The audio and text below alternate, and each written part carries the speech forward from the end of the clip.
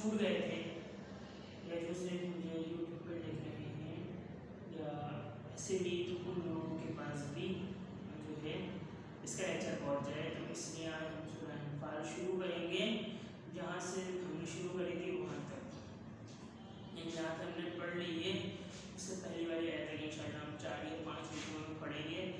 آج ہم انشاءاللہ جو ہے سورہ انفال کے شروع کے 2 رکوع پڑھ رہے ہیں، اسے ڈیفینڈ بھی رکھیں گے۔ کام تو اگر پی ڈی ایف میں موجود ہے اگر لوگوں کے پاس سے، اور جن کو پی ڈی ایف کی نیڈ ہو تو وہ میرے واٹس ایپ پہ کانٹیکٹ کر سکتے ہیں مجھ سے۔ میرا واٹس ایپ نمبر میں نے گزشتہ والی ویڈیو میں دیا تھا، تو آپ لوگ جو ہے اس کو کانٹیکٹ کریں، انشاءاللہ آپ لوگوں کو واٹس ایپ پہ پی ڈی ایف بھی فراہم کیا جائے گا۔ اعوذ باللہ من الشیطان الرجیم، بسم اللہ الرحمن الرحیم، یسألونک عن الانفال قل الانفال للہ والرسول فاتقوا اللہ وأصلحوا ذات بینکم وأطیعوا اللہ ورسولہ ان کنتم مؤمنین۔ ہاں، پہلے ہم لوگوں کو ترجمہ شروع کرنے سے تھوڑا سا میں آپ کو بتاتا چلوں۔ سورہ انفال غزوہ بدر کی باتیں ہیں۔ سورہ انفال میں غزوہ بدر کی باتیں ہیں۔ غزوہ بدر اسلامی تاریخ کا پہلا معرکہ تھا، پہلی جنگ تھی اسلامی تاریخ کی، اور جو ہے مسلمان اس میں صرف 313 تھے، مٹھی بھر مسلمان تھے، اور کفار تعداد کے حساب سے ہزاروں میں تھے، اور جو ہے پہلا معرکہ تھا تو بہت سارے جو ہے مسلمان پریشان بھی تھے کہ کیا کرنا ہے کیا نہیں کرنا، اللہ تعالیٰ کی طرف سے کیا حکم ہے، کس طرح ہم جیت جائیں گے یا نہیں جیت پائیں گے، لیکن اللہ تعالیٰ کا حکم تھا اور آپ صلی اللہ علیہ وآلہ وسلم کی مرضی تھی، اس لیے جو ہے مسلمانوں نے کسی قسم کی چون چرا کرے بغیر اپنی رضامندی شامل کر دی اور تیار ہو گئے۔ تو پہلا معرکہ تھا، تو اللہ پاک نے اس معرکے میں مسلمانوں کو فتح یاب کیا اور کفار کو بتایا کہ دین اسلام حق ہے اور کفر جو ہے وہ باطل ہے، اور اللہ تعالیٰ حق کا ساتھ دیتے ہیں۔ تو جو میں آیت پڑھی، اے محمد صلی اللہ علیہ وسلم مجاہد لوگ، اصل میں یہ لفظ لکھا ہے بریکٹ میں، جو لفظ بریکٹ میں ہوں گے ان لفظ کا ترجمہ قرآن پاک میں نہیں ہوتا، ہمیں اور آپ کو سمجھانے کے لیے علماء کرام نے لکھ دیا ہے۔ پیج نمبر 9 سورہ انفال شروع ہو رہی ہے، اے محمد صلی اللہ علیہ وسلم مجاہد لوگ تم سے مال غنیمت کے بارے میں دریافت کرتے ہیں کہ کیا حکم ہے۔ ہاں، ایک بار اور بتا دوں، انفال کے معنی ہے مال غنیمت۔ مال غنیمت اس کو کہتے ہیں جو جنگ میں کفار سے لوٹا ہوا مال ہوتا ہے، اس کو مال غنیمت کہتے ہیں۔ لوٹے ہوئے مال کو مال غنیمت کہا جاتا ہے۔ مال غنیمت کے بارے میں دریافت کرتے ہیں کہ کیا حکم ہے، کہہ دو مال غنیمت خدا اور اس کے رسول کا مال ہے، تو خدا سے ڈرو، آپس میں صلح رکھو، اور اگر ایمان رکھتے ہو تو خدا اور اس کے رسول صلی اللہ علیہ وسلم کے حکم پر چلو۔ پہلا معرکہ تھا، اللہ پاک نے جنگ میں فتح نصیب فرمائی، تو بہت سارے لوگ جو تھے، جو صحابہ کرام تھے، ان کے بعد بہت سارا مال ہاتھ آیا تھا، تو وہ جو ہے تھوڑی کشمکش میں تھے اب اس کا کرنا کیا ہے۔ صحابہ کرام کوئی بھی کام اپنی مرضی سے نہیں کرتے تھے، پہلے اللہ تعالیٰ اور اس کے رسول صلی اللہ علیہ وآلہ وسلم کی مرضی معلوم کرتے تھے کہ اس وقت اللہ کا کیا حکم ہے اور آپ صلی اللہ علیہ وسلم کی کیا مرضی ہے۔ تو وہ جو ہے جیسے مال غنیمت آیا تو فوراً آپ صلی اللہ علیہ وسلم کے پاس گئے، انہوں نے دریافت کیا، یا رسول اللہ یہ مال غنیمت ہمارے پاس آیا ہے، اب اس کا کرنا کیا ہے مال غنیمت کا۔ تو آپ صلی اللہ علیہ وسلم نے اللہ تعالیٰ نے اپنی آیت نازل فرمائی اور آپ صلی اللہ علیہ وسلم کو حکم دیا کہ جب مجاہد لوگ تم سے پوچھیں، یعنی غزوہ بدر میں جیتنے والے لوگ تم سے پوچھیں کہ مال غنیمت کا کیا کرنا ہے، تو کہہ دو قل الانفال للہ والرسول، تو کہہ دو کہ مال غنیمت اللہ اور اس کے رسول صلی اللہ علیہ وسلم کا مال ہے۔ وجہ یہ تھی مسلمان بہت تھوڑے سے تھے، اور ڈر یہ تھا کہ ایسا نہ ہو کہ مال اور دولت پہ آپس میں جھگڑا بیٹھے۔ تھے، اور ڈر یہ تھا کہ ایسا نہ ہو کہ مال و دولت کی حوث میں آپس میں لڑ بیٹھیں۔ تو اللہ تعالیٰ نے اپنی حکمت اور دنائی سے یہ آیت نازل فرمائی اور کہا کہ بے شک اللہ تعالیٰ بہت حکمت اور دنائی والے۔ انہوں نے فرمایا، لوگوں نے فرمایا کہ اے محمد صلی اللہ علیہ وسلم مجاہد لوگوں کو کہہ دو یہ مال اللہ اور اس کے رسول کا اللہ اور رسول، یہ مال اللہ اور اس کے رسول کا مال ہے۔ وجہ یہ تھی کہ اگر ان کو خود تقسیم کرنے کا کہہ دیا گیا تو یہ آپس میں جھگڑ پڑیں گے اور پہلے ہی توڑیں گے، تو کہ ایسا نہ ہو کہ ان کے درمیان جو فساد برپا ہو جائے۔ تو فرمایا اللہ اور اس کے رسول کا مال ہے۔ رسولنا اللہ تعالیٰ کو مال کی طرف، نہ صلی اللہ علیہ وسلم کو مال کی طرف، دونوں کو ہی مال کی طرف نہیں تھی، لیکن لوگوں کو سمجھانے کے لیے حکم فرمایا کہ کل انفاق للہ و رسول، جو مال غنیمت جو لوٹا ہوا مال ہے یہ اللہ اور اس کے رسول کا مال ہے۔ فاتقوا اللہ واصلحوا ذات بینکم، تو خدا سے ڈرو اور آپ کو صلح رکھو۔ کنفرم ہوگی نا بات کلیئر ہوگی کہ اللہ اور رسول کا مال ہے۔ اب مومنوں کو کیا حکم دیا؟ فاتقوا اللہ واصلحوا ذات بینکم، تو خدا سے ڈرو، آپس میں صلح رکھو۔ واطیعوا اللہ ورسولہ ان کنتم مؤمنین، اور اگر ایمان رکھتے ہو تو خدا اور کے رسول صلی اللہ علیہ وسلم کے حکم پر چلو۔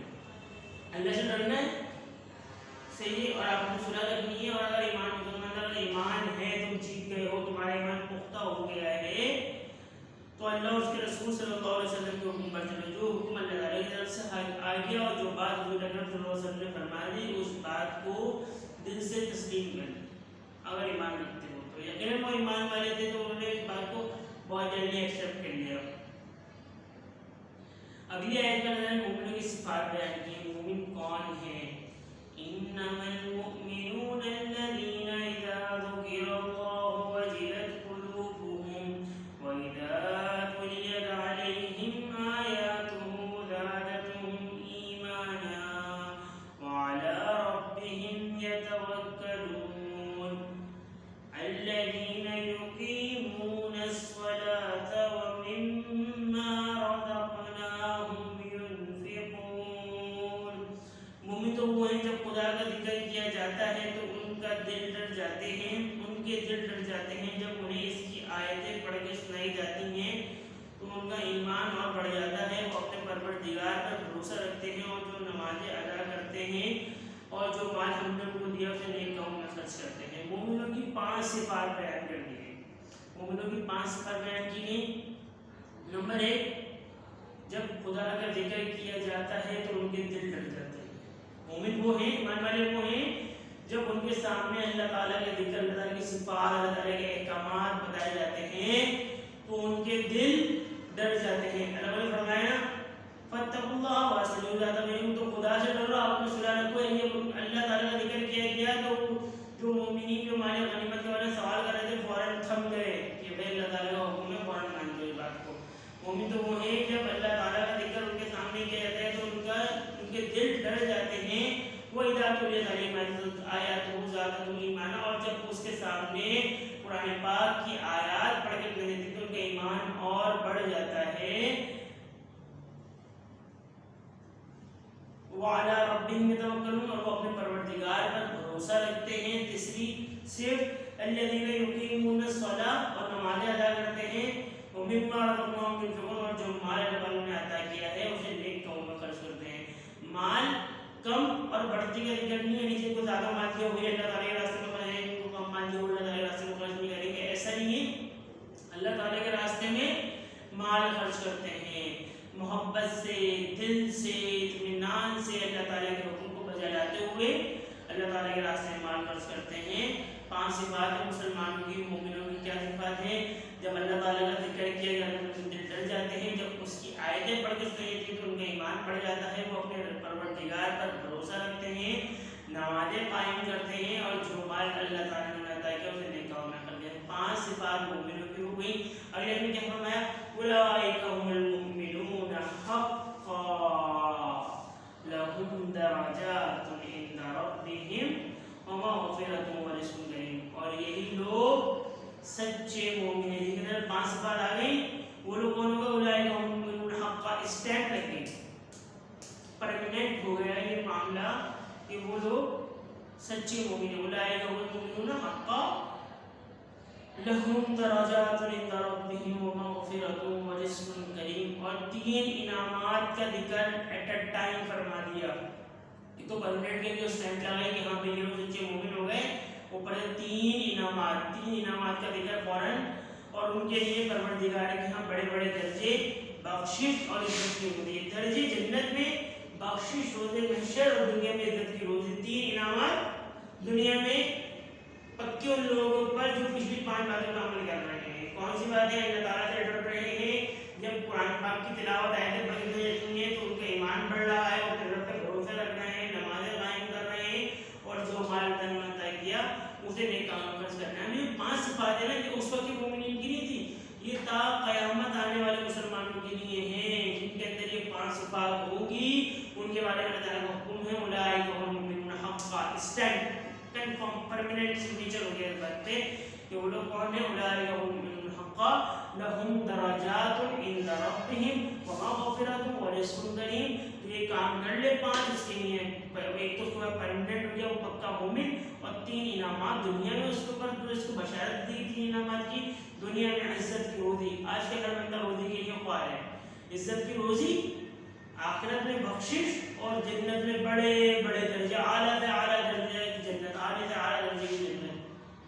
کما اخرجک ربک من بیتک بالحق وان فریقا من المؤمنین لکارہون. ان لوگوں کو اپنے گھر سے اس طرح نکلنا چاہیے تھا. یہ ورڈ جو ہے بریکٹ میں لکھا ہوا ہے، اس لفظ کے معنی قرآن پاک میں نہیں ہے. جس طرح تمہارے پروردگار نے نکلنے کا، جس طرح پروردگار نے تم کو تدبیر کے ساتھ اپنے گھر سے نکالا، اس وقت مومنوں کی ایک جماعت ناخوش تھی. جب غزوہ بدر ہوا ہے، مارکہ بدر ہو، وہاں 2 پہاڑ ہیں، ایک پہاڑ تو ہے پتھروں والا اور ایک پہاڑ ہے ریت کا پہاڑ ہے، اسے جبل ملائکہ. اس پہاڑ پہ ملائکہ نازل ہوئے تھے. تو جب مسلمان وہاں پہنچے تو کفار پہلے پہنچ چکے تھے، اور کفار نے اپنے لیے اچھی جگہ سلیکٹ کر لی تھی. تو دنیا کا اصول ہے کہ پہلے آئے اور پہلے پائے کی بنیاد پہ فیصلے کیے جاتے ہیں نا، کہ راستہ رول ہوتا ہے، جو بچہ پہلے آئے گا وہ آگے سیٹ پہ بیٹھ جائے گا، جو بچہ لیٹ آئے گا وہ کسی سیٹ پہ بیٹھے گا. صحیح ہے. تو یہی جو رول انہوں نے وہاں تھا غزوہ بدر کے موقع پر ہوا، جو کفار پہلے پہنچ گئے تو ان کے حصے میں کیا نام ہے پتھروں والا پہاڑ آ گیا. لیکن پہاڑ جو ہے اس کی جو ہے جو ہوتا ہے پہاڑ اکثر و بیشتر وہ پتھر کا ہی ہوتا ہے، اور مسلمان پہنچے تو ان کے حصے میں جبل ملائکہ جسے کہتے ہیں اب یعنی ریت کا پہاڑ آیا. اس وقت مومنوں کی ایک جماعت ناخوش تھی. اللہ پاک نے تدبیر سے نکالا. اللہ پاک چاہتے تھے کہ ظاہری نقشہ نہ ہو ان کے پاس جیتنے کا، لیکن اللہ پاک پھر بھی ان کو بتایا فرمایا. اس وقت مومنوں کی جماعت ناخوش تھی کیونکہ ایک تو فوج کے اعتبار سے کم، اسلحے کے اعتبار سے کم، اب پلس یہ کہ ان کے پاس جگہ بھی اچھی نہیں ہے. ظاہری نقشہ ان کے پاس ایسا تھا کہ ان کا جتنا امپاسبل نظر آ رہا تھا، لیکن اللہ پاک کو ان لوگوں کو فتح یاب کرنا تھا. تو اللہ پاک نے ان کے لیے ایسے ایسے راستے بنا دیے کہ جو انسانی سوچ و گمان سے بالا تر ہے. جب وہاں گئے ایک تو پہلے ہی فوج کے اعتبار سے بھی کم تھا، اسلحے کے اعتبار سے بھی کم تھا. جب بدر کے مقام پہ پہنچے تو جگہ بھی اچھی نہیں ملی.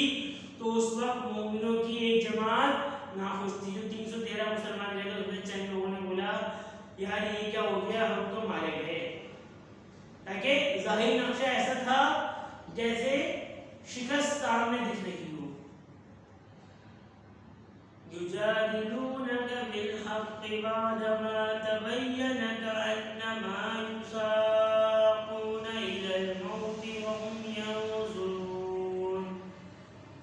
وہ لوگ حق بات میں اس کے ظاہر ہوئے پیچھے تم سے جھگڑنے لگے، گویا موت کی طرف دھکیلے جا رہے ہوں اور اس کو آنکھوں سے دیکھ رہے ہوں. ابھی حق بات ظاہر نہیں ہوئی تھی، ابھی پتہ نہیں تھا کون جیتے گا کون ہارے گا، ابھی کوئی جنگ بدر شروع نہیں ہوئی، کوئی فیصلہ نہیں ہوا شکست کا اور فتح کا. حق بات ظاہر نہیں ہوئی، ابھی اللہ تعالیٰ کی طرف سے مدد و نصرت نازل نہیں ہوئی، فرشتے نازل نہیں ہوئے ہیں. صرف لوگ پہنچے ہیں وہاں پہ، لیکن جب پہنچے تو سب مومنوں کی ایک جماعت ناخوش تھی. وہ حق بات ظاہر ہونے سے پہلے ہی آپس میں جھگڑنے لگے، یار اب تو ہم مارے گئے، اب تو ہماری خیر نہیں ہے، ہم تو گھر لوٹ ہی نہیں پائیں گے. ان کے دلوں میں کیا بات تھی؟ گویا موت کی طرف دھکیلے جا رہے ہیں. ظاہر نقشہ سے دکھ رہا تھا کہ بھائی یہاں پہ آ گئے تو ہم سے تعداد میں بھی زیادہ, اسلحے کے اعتبار سے بھی زیادہ اور جگہ کے اعتبار سے بھی اچھے, ہم کو تعداد کے حساب سے بھی کم, اسلحے کے اعتبار سے بھی کم اور جگہ کے لحاظ سے بھی کم در, ہمیں تو موت پکی ہے. گویا موت کی طرف دھکیلے جا رہے ہوں یا موت کو آنکھوں سے دیکھ رہے ہوں.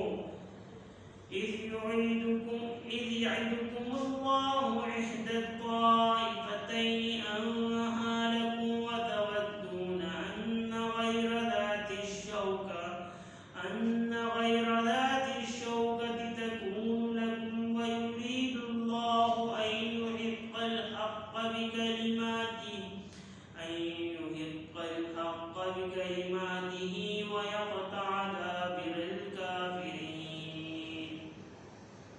اور اس وقت کو یاد کرو جب خدا تم سے وعدہ کرتا تھا کہ ابو سفیان اور ابو جہل دو گروہ میں سے ایک گروہ تمہارا مسخر ہو جائے گا, اور تم چاہتے تھے جو قافلہ بے شان و شوکت یعنی بے ہتھیار ہے وہ تمہارے ہاتھ آ جائے, اور خدا چاہتا تھا اپنے فرمان سے ہم کو قائم کر رکھے اور کافروں کی جڑ کاٹ پھینکے. اللہ تعالیٰ نے مسلمانوں کو خاطر بنا. اور اس وقت کو یاد کرو جب اللہ تعالیٰ نے تم سے وعدہ کیا تھا کہ ابو جہل اور ابو سفیان میں سے کوئی ایک گروہ تمہارا مسخر ہو جائے گا. میں نے آپ کو بتایا قرآن پاک جو ہے پورا ایک ہی وقت میں نہیں اترا, مختلف اوقات میں تھوڑا تھوڑا اترا, پھر آخر اللہ صلی اللہ علیہ تعالیٰ کے حکم کے مطابق ارشاد فرماتے ہیں کہ اس کو کن صورتوں کے ساتھ اور کن آیات کے ساتھ رکھنا ہے. تو سورہ انفال کی بہت ساری آیات غزوہ بدر میں اتر گئی اور بہت ساری آیات غزوہ بدر کے آگے پیچھے اتری, تو آپ صلی اللہ علیہ وسلم نے ان کو اللہ تعالیٰ کے حکم سے یکجا کر دیا. تو اللہ تعالیٰ نے مسلمانوں کو ایک بات یاد دلائی کہ اس وقت کو یاد کرو کہ جب اللہ تعالیٰ نے ان سے وعدہ کیا تھا کہ ابو سفیان اور ابو جہل دو میں سے ایک گروہ تمہارا مسخر ہو جائے گا, تم یعنی اس پر قابو پا لو گے, تم جیت جاؤ گے. اور مسلمانوں کی مرضی کیا تھی کہ ان کے ہاتھ ابو سفیان والا گروہ آ جائے. ابو سفیان اس وقت ایمان نہیں لائے تھے, اور ابو سفیان کا جو گروہ تھا وہ تجارتی گروہ تھا, تجارتی قافلہ تھا, اور وہ ملک شام سے مکہ مکرمہ تجارتی سامان لے کے جا رہا تھا, جس کے پاس سامان زیادہ تھا اور وہ بے ہتھیار تھا. تو 50,000 پاؤنڈ کی مالیت کا سامان تھا, اور وہ قافلہ 30 سے 40 افراد پر مشتمل تھا اور بے ہتھیار تھا, اسلحہ نہیں تھا. اتنا اسلحہ کا اسلحہ ہوگا تو مسلمانوں کی مرضی یہ تھی کہ ان کا سامنا ابو سفیان والے گروہ سے ہو جائے, کیونکہ 313 ہیں وہ 30-40 ہیں, ان پہ بآسانی قابو پایا جا سکتا ہے. ان کا ایسا جو ہے ان کی مرضی تھی, اور اللہ تعالیٰ کی مرضی یہ تھی کہ مسلمانوں کا قافلہ ابو سفیان والے گروہ سے ہو, کیونکہ اللہ تعالیٰ حق کو قائم کر دے اور کفر کی جڑ کاٹ پھینکے. ہمیں پیچھے پڑھا لیحیی من خلق عن بینۃ ویحییٰ من حی عن بینہ, جو مرے بصیرت پر دیکھ کر حق پہچان کے مرے, اور جو جیتا رہے وہ بھی حق پہچان کے جیتا رہے. کتنی مزیدار فلسفہ ہے نا. لیحیی من خلق عن بینۃ ویحییٰ من حی عن بینہ, جو مرے بصیرت میں مرے اور جو جیتا رہے وہ بھی حق پہچان کے جیتا رہے, چاہے مسلمان ہو یا کافر. زندہ رہے نا. انہوں نے بھی دیکھ لیا اللہ تعالیٰ نے ان کی کیسی مدد فرمائی ہے. جو مسلمانوں کے ایمان ڈگمگ ہو رہے تھے, ایمان ڈگمگا رہے تھے, ان کے بھی ایمان پکے ہو جائیں, ان کے بھی ایمان پکے ہو جائیں. تو اللہ تعالیٰ کو منظور جو تھا اللہ پاک نے وہی کام کرا. اللہ تعالیٰ نے ان کا سامنا ابو جہل والے گروہ سے کیا, اور پھر ان کی مدد ایسے فرمائی کہ وہ مدد انسانی آنکھ دیکھنے سے حاصل تھی. اگلی آیت ہے لیحق الحق ویبطل الباطل ولو کرہ المجرمون, تاکہ سچ کو سچ اور جھوٹ کو جھوٹ کر دے وہ مشرک ناخوش ہی ہوں. اللہ تعالیٰ کی مرضی کیوں تھی یہ تھا کہ حق کو قائم کر دے اور جو ہے حق کو قائم کر دے, کفر کی جڑ کاٹ پھینکے, اور حق کو حق اور باطل کو باطل, جھوٹ کو جھوٹ کر دے. اور اس سے جو ہے مشرک جو ہیں جو اللہ تعالیٰ کو نہیں مانتے, شرک کرتے ہیں, وہ لوگ ناخوش ہوں گے. استستغیثون ربکم فاستجاب لکم انی ممدکم بألف من الملائکۃ مردفین. جہاں بدر ہو رہا وہاں ایک جگہ ہے مسجد عریش, میں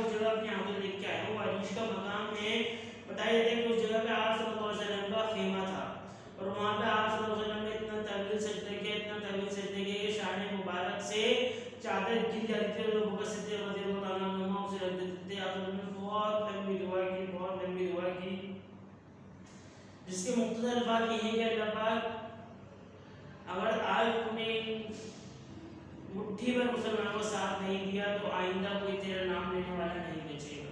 مختصر بے خلاصہ یہ بہت لمبی دعا تھی. تو اللہ تعالیٰ نے اس دعا کے بدلے کیا فرمایا؟ جب تم اپنے پروردگار سے فریاد کرتے تو اس نے تمہاری دعا قبول فرمی اور فرما لی اور فرمایا تسلی رکھو ہم نے 1000 فرشتوں سے ایک کے پیچھے ایک اتریں گے تمہاری مدد کریں گے. اللہ نے فرمایا اس آیت میں اس وقت کا ذکر کیا کہ جب تم اپنے پروردگار سے دعائیں کرتے تھے, دعائیں مانگ رہے فاستجاب لکم, دعائیں مانگ رہے تھے تو اللہ نے کیا فرمایا کہ میں نے تمہاری دعائیں قبول کرنی ہے. اللہ پاک نے آیت میں فرمایا کہ ہم نے تمہاری دعائیں قبول کرنی ہے. تسلی رکھو 1000 فرشتوں کی ایک فوج تیار ہے جو ایک کے پیچھے ایک اتریں گے اور تمہاری مدد کریں گے. جو آپ نے دعائیں مانگی مسلمانوں کے لیے وہ دعائیں قبول ہوئی اور اللہ تعالیٰ نے فوراً بشارت دی کہ 1000 فرشتوں کی فوج تیار ہے جو ایک کے پیچھے ایک اترے گی اور تم لوگوں کی مدد کرے گی. وما جعل الله الا بشرى وليطمئن قلوبكم ولتطمئن قلوبكم به وما النصر ولتطمئن به قلوبكم وما النصر الا من عند الله ان الله عزيز حكيم. اور اس مدد کو خدا نے محض بشارت بنا دیا تھا کہ تمہارے دل سے اطمینان حاصل کر لیں. مدد تو اللہ ہی کی طرف سے ہے, بے شک خدا غالب ہے. اللہ تعالیٰ نے اس مدد کو پہلے ہی بشارت بنا دی کیونکہ جو مسلمانوں کی جماعت ناخوش ڈگمگا رہی تھی ان لوگوں کے دل بھی اطمینان حاصل کر لیں. اور مدد تو بے شک اللہ ہی کی طرف سے اور ہوتا تو وہی بھی اللہ تعالیٰ کی مرضی ہوتی ہے. اور اللہ تعالیٰ غالب حکمت والا, اللہ تعالیٰ بہترین حکمت پلاننگ والے ہیں. یہ تقریباً 11 ہی پہ سلسلے ہیں, الفاظ معنی ہیں تقریباً 10 ہیں. اس کے بعد سوال ہے اس سبق میں مومنوں کی کیا صفات بیان کی گئی ہیں یا سورہ انفال میں مومنوں کی کیا صفات بیان کی گئی ہیں. اس سبق سے بہتر ہے لفظ سورہ انفال استعمال کیا ہے تو اچھا ہوتا ہے. سوال پہ نمبر 12 پہ سوال ہے دو گروہوں سے کیا مراد ہے؟ بھائی ابو سفیان اور ابو جہل والا گروہ. جب اللہ تعالیٰ نے وعدہ کیا تھا کہ ان دو میں سے ایک گروہ تمہارا مسخر ہو جائے گا. اس کے 3 عبارت ہے فاتقوا اللہ واصلحوا ذات بینکم, پیج نمبر 9 پہ دوسری آیت اسی لائن میں لکھا ہوا ہے تو خدا سے ڈرو اور آپس میں صلح رکھو. اور دوسری بات ہے وَإِذَا تُلِيَتْ عَلَيْكُمْ أَطِيعُوا اللَّهَ وَرَسُولَهُ إِن كُنتُم مُؤْمِنِينَ, اگر ایمان رکھتے ہو تو خدا اور اس کے رسول صلی اللہ علیہ وسلم کے حکم پر چلو. یہ آیت جہاں یہ عبارت ختم ہوگی تو خدا سے ڈرو اور آپس میں صلح رکھو. اس کے بعد اور لکھا ہوا ہے اور وہ ہٹا دیں کیونکہ واو لفظ کا یوز نہیں ہے, عبارت میں اطیعوا اللہ لکھا ہوا ہے. واو لفظ اور کے لیے ہوتا ہے عربی میں. تو اطیعوا اللہ ورسولہ ان کنتم مؤمنین, اور خدا سے ڈرو آپس میں صلح رکھو. اور اگر ایمان رکھتے ہو تو خدا سے ڈرو اور اس کے رسول صلی اللہ علیہ وسلم کے حکم پر چلو. تیسری عبارت ہے وَإِذَا تُلِيَتْ عَلَيْهِمْ آيَاتُهُ زَادَتْهُمْ ایمانا. یہ پیج نمبر 9 پہ 1 2 3 چوتھی لائن کے اینڈ میں لکھا ہوا ہے. اور جب انہیں اس کی آیتیں پڑھ کے سنائی جاتی ہیں تو ان کا ایمان اور بڑھ جاتا ہے. اور جب انہیں اس کی آیتیں پڑھ کے سنائی جاتی ہیں تو ان کا ایمان اور بڑھ جاتا ہے. یہ تیسری عبارت ہے. یہ کمپلیٹ ہوا پہلا رکوع. دوسرا رکوع شروع ہو رہا ہے. اعوذ باللہ من الشیطان الرجیم اذ یغشیکم النعاس امنة منه وینزل علیکم من السماء ماء لیطہرکم به ویذہب عنکم الرجس الشیطان ولیربط علی قلوبکم ویثبت به الاقدام. اور اس نے تمہاری تسکین کے لیے اپنی طرف سے تمہیں نیند کی چادر اٹھا دی. اب غزوہ بدر میں اللہ تعالیٰ نے مسلمانوں کے انعامات بھی فرمائے, بہت سارے انعامات فرمائے. ایک انعام جو تھا وہ جب پہنچے تو مسلمان بہت تھکے ہارے تھے تو نیند بھی اللہ تعالیٰ کی طرف سے ایک نعمت ہے. بہت سارے لوگ تو دوائیاں کھائیں تب بھی نیند نہیں آتی. دوائیاں کھا رہے ٹیبلٹس کھا رہے بھی رات رات جا کے بلا رہے, وجہ کیا ہے؟ نیند نہیں آ رہی ہے. اللہ تعالیٰ سے نعمت. تو اللہ تعالیٰ نے مسلمانوں کو ایک بڑا انعام یہ فرمایا کہ جس دن مسلمان پہنچے تو بھائی آج کے ٹائم میں بھی مدینہ منورہ سے بدر تک کا سفر تقریباً 1.5 سے 2.5-3 گھنٹے کا سفر ہے. تو بندہ بڑا تھک سا جاتا ہے. صحیح بدر کے مقام تک کا سفر تقریباً اتنا تو ہے 2.5-3 گھنٹے کا سفر تو ہے اور زیادہ ہی اوور کم نہیں ہوگا. لینڈ کروزر بس میں بات کر رہا ہوں جو بڑی سی بس ہوتی ہے فل اے سی بس اس میں اتنا سفر ہے. تو جس دور میں جب اس دور میں کوئی ایسے اس قسم کے ٹرانسپورٹ نہیں تھی تو یقیناً گھوڑوں اور اونٹوں کا سفر ہوتا تھا تو اس کو سفر اور لمبا ہوگا. جب مسلمان پہنچے تو بہت تھکے ہوئے تھے اور جگہ دیکھ کے ان کے دل اور تھک گئے تھے تو اللہ تعالیٰ نے ایک انعام فرمایا کہ ان کو نیند کی چادر اڑا دیا. اللہ نے ان پہ نیند طاری کر دی اور تم پر آسمان سے پانی برسایا تاکہ تم کو اس سے نہلا کر پاک کر دے اور اللہ نے ان کے اوپر بارش برسا دی. اب جو پتھر ہے نا جو کافروں پر جگہ آئی تھی نا پتھر پہ کیا ہوتا ہے پانی کھڑا ہو جاتا ہے یا پتھر سلپ ہونے والا ہو جاتا ہے. اب کفار جو ہے بارش کی وجہ سے پوری رات پریشان رہے تاکہ ان کے پاس جو جگہ تھی وہ جگہ جو ہے بارش کی وجہ سے پھسلنی ہو گئی تھی پھسلنے والی ہو گئی تھی اور بہت چکنی ہو گئی تھی. جو کفار بڑے ناخوش تھے کیا ہوگا اور مسلمانوں میں ہماری نعمت فرمائی کہ بارش ہو گئی. جو مٹی ہوتی ہے اس پر اگر پانی گرایا جائے تو مٹی سالڈ فارم میں آ جاتی ہے تو مٹی سالڈ فارم میں آ جاتی ہے. تو مسلمانوں کا انعام یہ ہوا کہ نیند طاری ہو گئی پلس پوائنٹ میں بارش ہو گئی اور بارش ہوئی اور نیند بھی ایسی آئی کہ بارش میں سے آنکھ بھی نہیں کھلی. اور جب مسلمان صبح اٹھے تو وہ جو جگہ تھی ان کی وہ سالڈ فارم میں آ گئی اور کفار بڑے پریشان تھے کہ وہ رات بھر سو نہیں سکے تھے. تو اللہ تعالیٰ نے دوسرا انعام یہ فرمایا کہ میں بارش برسا دی تاکہ تم کو نہلا کر پاک کر دے اور شیطانی نجاست سے تم کو دور کر دے. نہا دو کہ تم پاک صاف بھی ہو جاؤ جو شیطانی وسوسے تمہارے دلوں میں اٹھ رہے ہیں تمہیں اس سے بھی پاک کر دے اور اس لیے بھی کہ تمہارے دلوں کو مضبوط کر دے اور اس سے تمہیں اور تمہارے پاؤں جم جائیں اور اس سے تمہارے دل بھی مضبوط ہو جائیں گے. اب جو انسان اگر ٹینشن میں ہونا تو دو چیز کر کے انسان فریش ہوتا ہے. ایک شاور لے کے فریش ہوتا ہے انسان اور ایک نیند کر کے فریش ہوتا ہے.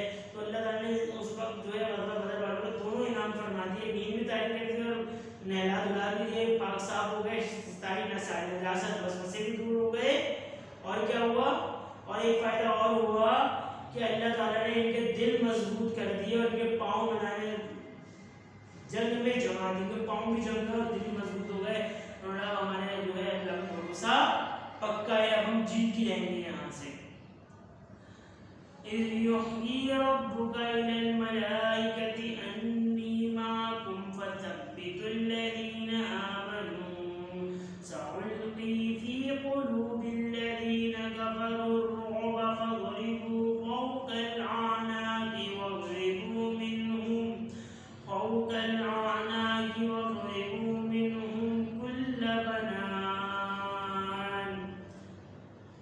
اور جب تمہارا پروردگار فرشتوں کو ارشاد فرماتا تھا کہ میں تمہارے ساتھ ہوں تم مومنوں کو تسلی دو کہ ثابت قدم رہیں میں ابھی ابھی کافروں کے دلوں میں رعب و ہیبت ڈال دیتا ہوں تم ان کے سر مار کر اڑا دو ان کا پھول توڑ مار کر توڑ دو. اللہ پاک نے فرشتوں کو ایک حکم دیا. فرشتوں کو نیچے آنے لگے تو فرشتوں نے حکم دیا کہ تم جا تو رہے ہو. فرشتوں کو بولا تم نیچے جا کے مومنوں کو تسلی بھی دینا کہ اللہ تعالیٰ تمہارے ساتھ ہے. ایک کام فرشتوں کے دل میں کیا کہ تم جاؤ جا کے مومنوں کو تسلی دو کہ ان کو بتاؤ کہ اللہ تعالیٰ تمہارے ساتھ ہے. اللہ نے ایک کام اپنے دل میں لیا ایک ہدایت فرشتوں کو کی. پھر ایک کام اپنے دل میں اللہ پاک نے بولا کہ میں ابھی ابھی کافروں کے دل میں رعب و ہیبت ڈالتا ہوں ڈر ڈالتا ہوں ان کا مسلمان. اللہ نے فرمایا میں ابھی کافروں کے دل میں رعب و ہیبت ڈال دیتا ہوں. پہلی بار یہ فرمایا کہ تم جا کے مسلمانوں کو کہو کہ اللہ تعالیٰ تمہارے ساتھ ہے. دوسرا کام اللہ نے فرمایا کہ میں ابھی کافروں کے دل میں ہیبت ڈال دیتا ہوں. اور تیسرا کام پھر فرشتوں سے کہا کہ تیسرا کام تم یہ کرنا کہ تم جا کے ان کے سر مار کر اڑا دینا ان کا پور مطلب جوڑ توڑ دینا چھوڑنا مت ان کو خوب مار لگانا کفار کی. اللہ نے فرشتوں کو یہ بھی ہدایت دی کہ ان کو مارو اور اتنا مارو کہ ان کا جوڑ ٹوٹ جائے. اگلی آیت ہے ذَلِكَ بِأَنَّهُمْ شَاقُّوا اللَّهَ وَرَسُولَهُ وَمَن يُشَاقِّ اللَّهَ وَرَسُولَهُ فَإِنَّ اللَّهَ شَدِيدُ الْعِقَابِ. یہ سزا دی گئی کہ انہوں نے اللہ اور اس کے رسول صلی اللہ علیہ وسلم مخالفت کی اور جو اللہ اور اس کے رسول صلی اللہ علیہ وسلم مخالفت کرتا ہے تو خدا بھی سخت عذاب دینے والا ہے. جو کافروں کی وسلم میں ہوا؟ یہ صرف غزوہ بدر والے کفار کو، پورے مکہ والوں کو یہ حال نہیں ہوا۔ وجہ یہ تھی کہ انہوں نے اللہ اور اس کے رسول صلی اللہ علیہ وسلم کی مخالفت کی، اور دوسرا کام انہوں نے کیا کیا کہ انہوں نے اللہ اور اس کے رسول صلی اللہ علیہ وسلم کے خلاف لڑنے تک کی نہیں نکل آئے، تو اللہ تعالیٰ نے کوئی سزا دی۔ اللہ پاک ورنہ کسی کو بلا وجہ سزا نہیں دیتا، اللہ پاک کی یہ حالت نہیں ہے کسی کو بلا وجہ سزا دے۔ تو ان کی جو یہ حالت ہوئی وہ اس وجہ سے ہوئی کہ انہوں نے اللہ اور اس کی مخالفت کی اور اللہ اور اس کے رسول صلی اللہ علیہ وسلم سے لڑنے تک کے لیے نکل آئے، تو اللہ تعالیٰ نے ان کو جو ہے عذاب میں پکڑ لیا۔ اللہ تعالیٰ نے فرمایا جو شخص اللہ اور اس کے رسول صلی اللہ علیہ وسلم کی مخالفت کرتا ہے تو خدا بھی سب عذاب دے گا، جو بھی اللہ اور اس کی مخالفت کرے گا اللہ تعالیٰ وہ سب عذاب دے گا۔ آج تک ایسا ہوتا ہے، ہم دیکھتے ہیں کہ وہ ساتھ رسول کرے، کوئی کچھ کرے کوئی کچھ کرے، اللہ تعالیٰ سے عبرت کا نشانہ بناتا ہے، اللہ تعالیٰ سے عبرت کا نشانہ بناتا ہے، اللہ تعالیٰ کی طرف سے ایسا ہوتا ہے۔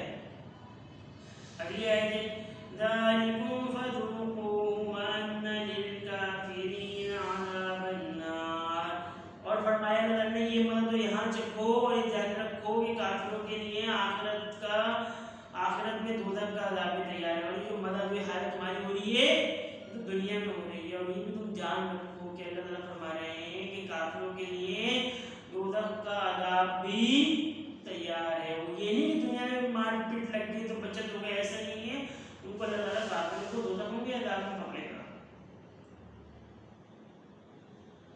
یا ایھا الذین آمنوا اذا لقیتم الذین کفروا ضحفا فلا تولوهم الادبار، اے ایمان میدان جنگ میں کفار سے تمہارا مقابلہ ہو تو ان سے پیٹھ نہ پھیرنا۔ اب جو ہے اہل ایمان مسلمانوں کو ایک ہدایت دی کہ جب بھی کفار سے تمہارا مقابلہ میدان جنگ میں تو ان سے پیٹھ نہ پھیرنا، ان سے نہ کرنا کہ جب والوں کو اپنے جو ہے فوج والوں کو چھوڑ کے بھاگ جاؤ، اپنی جان بچا کے بھاگ جاؤ، یا تمہیں لگے ہم مار رہے ہیں میں تو اپنی جان بچا کے بھاگوں، ایسا نہ کرنا ہے۔ ایمان جب کفار سے تمہارا مقابلہ ہو میدان جنگ میں تو ان سے پیٹھ نہ پھیرنا، بھاگنا مت۔ وَمَن يُوَلِّهِمْ يَوْمَئِذٍ دُبُرَهُ إِلَّا مُتَحَرِّفًا لِقِتَالٍ أَوْ مُتَحَيِّزًا إِلَى فِئَةٍ فَقَدْ بَاءَ بِغَضَبٍ مِّنَ اللَّهِ وَمَأْوَاهُ جَهَنَّمُ وَبِئْسَ الْمَصِيرُ۔ آگے فرمایا جو شخص جنگ کے روز اس صورت کے سوا لڑائی کے کنارے کنارے چلے، یعنی حکمت عملی سے دشمن کو مار گرائے یا اپنی فوج میں جان لینا چاہے کہ پیٹ پھیرے گا تو سمجھو خدا کے غضب میں گرفتار ہو گیا، اور کا ٹھکانہ جہنم ہے اور وہ بہت ہی بری جگہ ہے۔ اب کیا فرمایا؟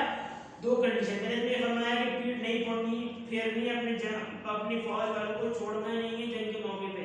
پھر دو کنڈیشن بتائی تھی، دو صورتوں میں تم لوگ الگ ہو سکتے ہو۔ پہلی صورت کیا کہ کوئی حکمت عملی کوئی پلاننگ کے تحت اپنی فوج سے الگ ہو کہ بھائی ہم سب اکٹھے جائیں گے تو نظر میں آ جائیں گے بھائی 8 لوگ آ رہے ہیں، کوئی ایک بندہ 2 بندے کے لیے ہو کے جائیں اور جا کے کسی بڑے سردار کو مار دیں یا کسی دشمن میں قابو پا لیں، تو اس صورت میں اجازت ہے کہ وہ 1-2 بندے الگ ہو جائیں اپنی فوج سے اور کنارے کنارے سائڈ ہو کے چلے اور جا کے دشمن کے کسی بڑے بندے کو مار گرائیں، تو اس صورت میں تو اجازت ہے ان کو الگ چلنے کی، یا اپنی فوج سے بچھڑ جائے اور دوبارہ جان لینا چاہے تو اس صورت میں اجازت ہے۔ اگر کوئی ان دو صورتوں کے علاوہ اپنی فوج سے ہوگا تو اس کے لیے فرمایا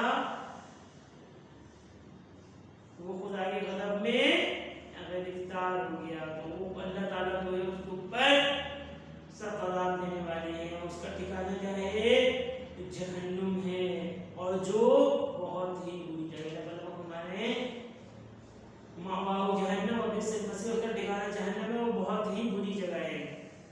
اگلی آیت ہے فَلَمْ تَقْتُلُوهُمْ وَلَكِنَّ اللَّهَ قَتَلَهُمْ وَمَا رَمَيْتَ إِذْ رَمَيْتَ وَلَكِنَّ اللَّهَ رَمَىٰ وَلِيُبْلِيَ الْمُؤْمِنِينَ مِنْهُ بَلَاءً حَسَنًا إِنَّ اللَّهَ سَمِيعٌ عَلِيمٌ۔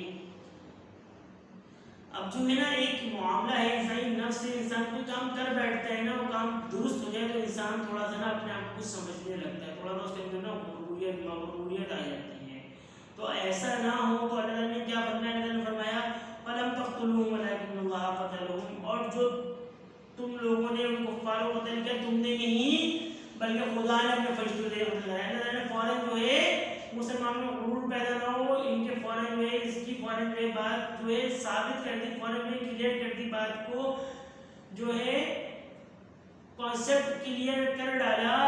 فلم تقتلوهم ولكن اللہ قتلهم، اور تم لوگوں نے کفار قتل نہیں کیا، وہ اللہ تعالیٰ نے قتل کروایا تھا، وہ اللہ تعالیٰ نے قتل کیا ان کو، تم نے نہیں کیا. اور وما رمیت اذ رمیت ولكن اللہ رمی، اور جو کنکریاں پھینکی تھیں مسلمان ایک کنکری پھینکتے تھے، وہ کنکریاں جس کو رکھتی تھی وہ بندہ اپنے گھوڑے سے نہیں چلتا تھا، اتنی پاورفل کنکری تھی وہ نا.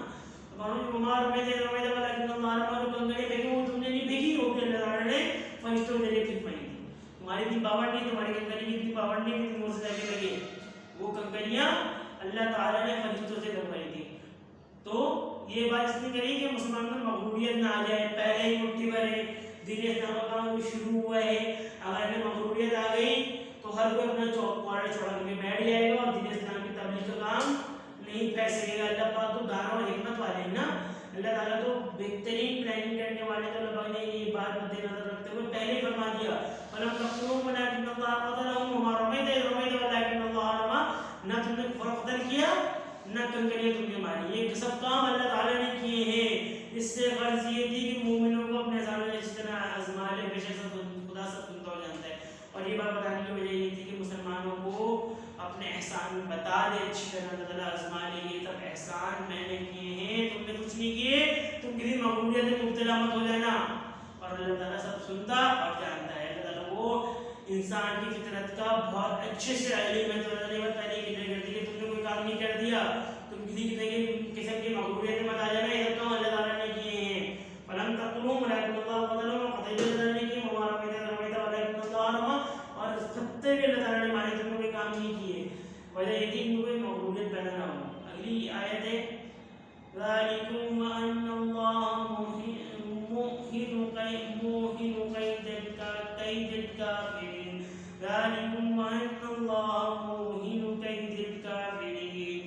بات یہ ہے کہ کچھ شک نہیں، خدا کافروں کے تدبیروں کو کمزور کرنے والا ہے. اور اصل بات تو یہ ہے، کوئی شک شبہات والی بات ہی نہیں اس میں. اللہ تعالیٰ کافروں کی تدبیروں کو کمزور کرنے والے، کافر تدبیریں کرتے ہیں، ان تدبیروں کو کمزور کریں گے، پہلے کو کمزور کر دیا. اور اللہ تعالیٰ ہر چیز پر قادر ہے.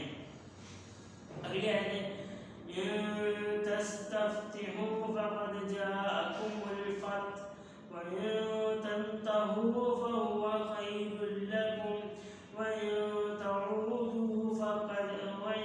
تَعُودُوا نَعُودُ وَلَن تُغْنِيَ عَنكُمْ فِئَتُكُمْ شَيْئًا وَلَوْ كَثُرَتْ وَإِنَّ اللَّهَ مَعَ الْمُؤْمِنِينَ.